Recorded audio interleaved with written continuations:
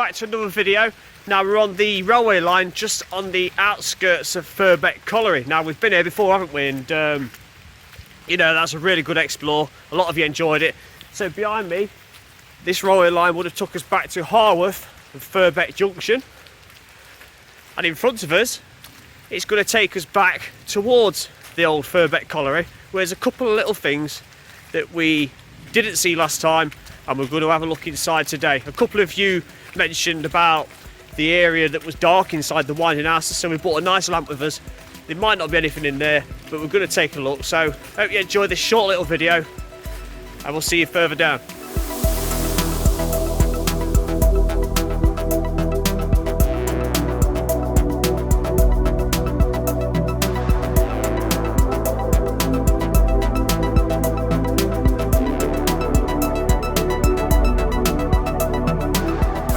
Joanne with me again today. Now she came with us on the previous explore in I think it was September. So what we're going to do over there is that little engine shed which we had a look at last time. It's something I want to have a look at there first, and then we'll have a look at the other couple of locations that have been pointed out to us by a viewer.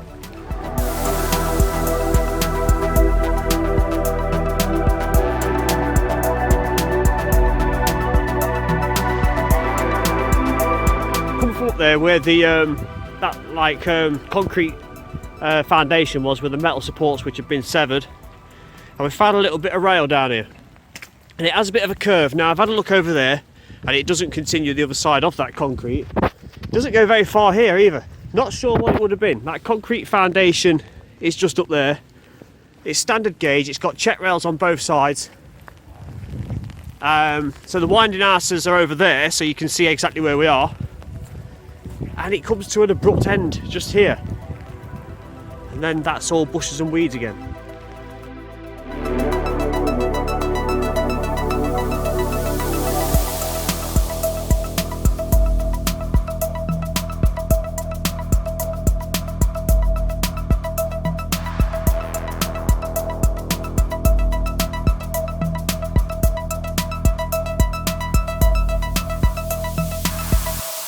So you remember the engine shed from last time when we came with the standard gauge track on the inside.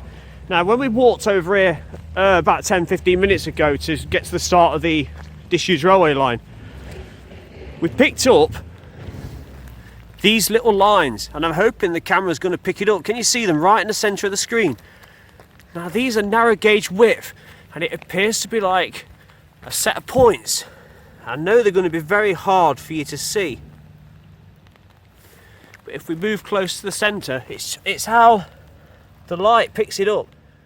So they seem to run at a similar layout to what these ones did that we looked at before.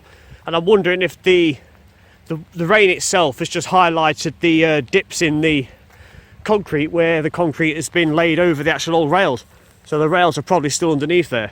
We were unsure what they're for. You know, they might have been for like the conveyor belts or whatnot. It's been highlighted to us that they were most likely the foundations and supports for the pit wheels, the pair of pit wheels. So there's one foundation there, there's a second one there, and you imagine there was probably two main supports for each pit wheel. It looks like that would have been a third one, and over here there is another one. So yeah, so that clears that up, and we know what they were, the purpose of those foundations were. Right, we're now heading back to the winding houses. So we've left, so the engine shed's over there, the other foundations of the winding houses are over there, and just here we're back at the winding houses themselves, and we're going to go back inside.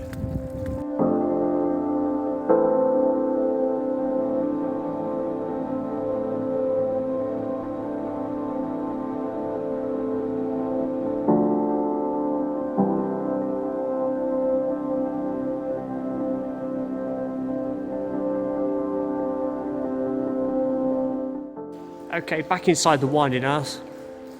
Kind of staying dry, but kind of getting wet. We've got the light out, and we're going to come in this room, which we didn't go in last time.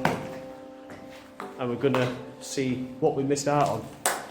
So it's quite a deep, I'd say it's about 3 foot deep, some sort of trough area. It's a wall on the other side, so it doesn't actually go under. And we'll take it further in and have a little look next door. And that trough area continues, but there's some kind of like hooks there which look lethal. Unsure what they would have been for. It actually goes into another little room. So in the third little room, that area which goes underground all the way under continues on. There's a little like alcove area just here with the roof sectioned off there. You can see the steel girder supports there, and where we've just come from there's like strips of planks or wood on the floor. Okay, let's come out of this bit and go and look at the other bit. Okay, remember this bit? It's an absolute pitch black, but we're going to have a look inside. So it looks like this goes on for quite a way, so this is going to be underneath the second winding house that we went in the first time. So there's a little room just in there, which has probably got absolutely nothing in it.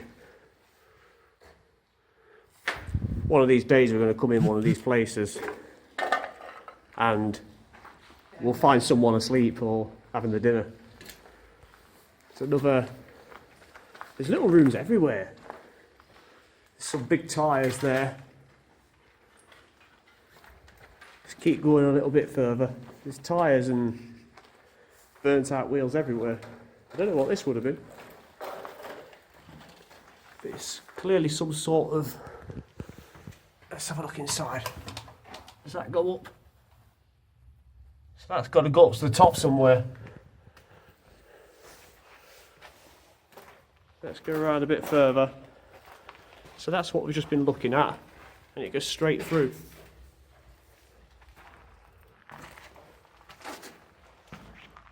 It's like a little maze.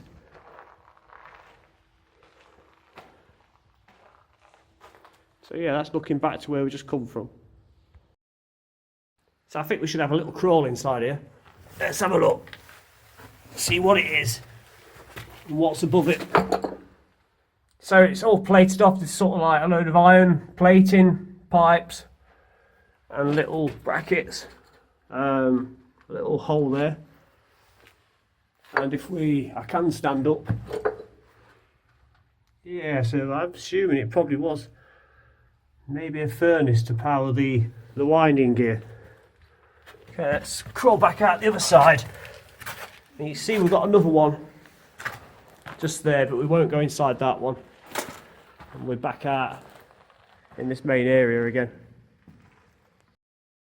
Okay, let's walk to the other end. So there's the other furnace just there. Well, we think it was a furnace. That one's plated off on that side.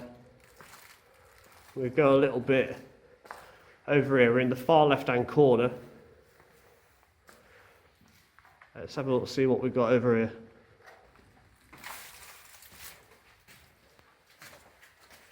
Some wood on the floor. I think we've got another big hole. Yeah, so that's pretty deep. I don't know where that's going. But under there it looks like it's pretty black. What do we got?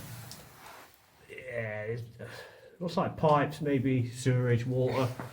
And there's a little hole just there, which appears to be just it's like a door. Right, let's go back out. We found this a little tiny mushroom growing in the foundations. Just shows that anything will grow anywhere. Little room just here. Just a few shelves. Nothing really. We're going to get a bit of natural daylight now as we go around the other side. There's a cute little worm just there. Not Joanne, the actual worm on the wall. That's pretty cool.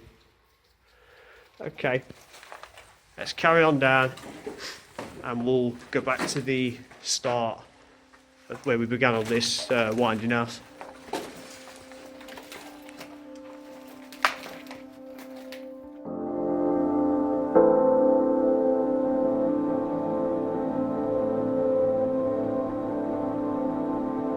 So that's what it looks like inside the fireplace's mouth. Or whether it was actually a fireplace, but it looks like one. That's the right hand side. We couldn't see up last time. It just appears to be a corridor with supporting foundations, nothing really up there. Okay, it's goodbye to the winding house. It's been very nice looking around that in a lot more detail. So we're going to head off back to where we began now. Not began in this video, but where we parked the car. And there's a couple of other little things that we're going to look at. Reference to where we are, there's the bathhouses.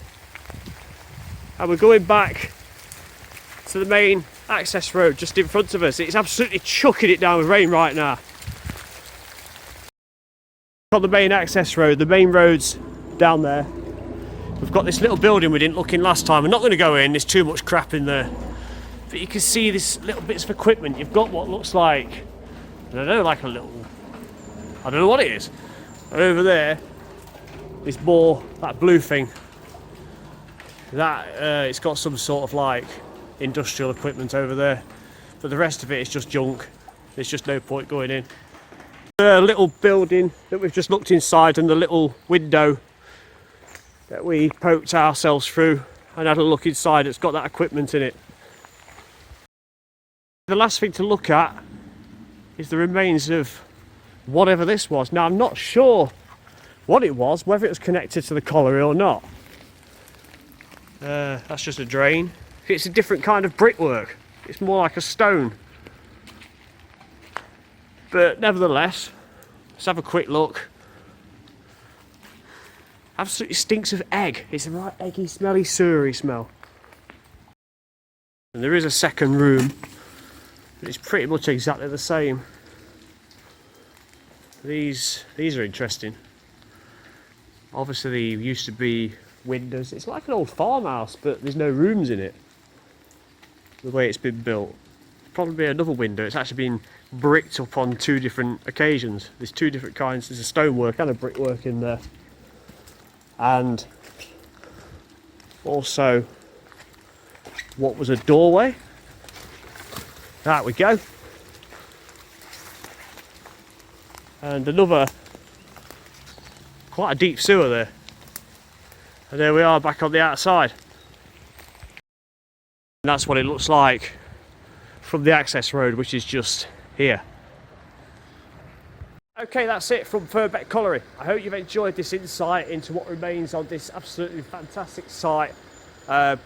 Pleased to see it's still standing, and not sure how long it will be, but it doesn't seem to be any sign of work continuing. Now, over there, we're going to come back, hopefully, and have a look at this little building, which is part of the colliery site. There's some sort of like offices, I believe. So that's going to be an opportunity again in the future to come back here again. Whether we can get in or not, I don't know, but we're going to have a sniff around another time. Thanks for watching. I'll see you next time. We've got plenty more stuff to come. We've got more abandoned stuff to come, railway stuff to come, Scotland and canal towpath walks to come, plenty of it. Hit the subscribe, hit the thumbs up, comment below. I'll see you next time. Bye bye.